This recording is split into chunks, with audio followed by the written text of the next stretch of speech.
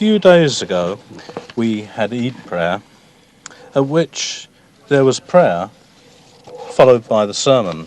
That's right. Which is opposite to Jummah prayer, where the sermon comes before. What is the significance, if any, of that? You see, in the beginning, Jummah also was held like this. Jummah prayer was said in the beginning and the sermon followed. But something happened which was most unwelcome, to say the least. Some Sahaba thought that prayer being over, the main feature of the Jummah has come to an end. So if you go out and take leave from the sermon, still you would be considered as having attended the Jummah. So it was reported, I mean, this is what I'm telling you from various reports contained in Hadith and history, that a caravan with trade commodities, etc., was reported to have arrived Medina.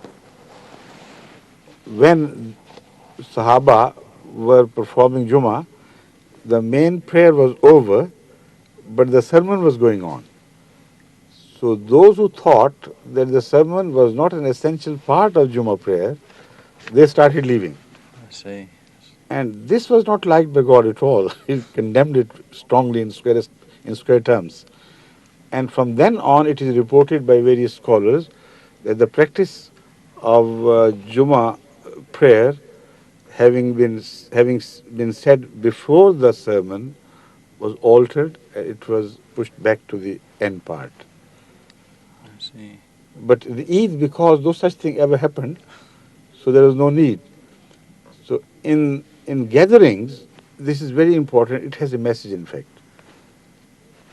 The point is that if you wait too long for an address, for the prayer, it is possible that you stand in need of refreshing your wuzu or some other things of that sort.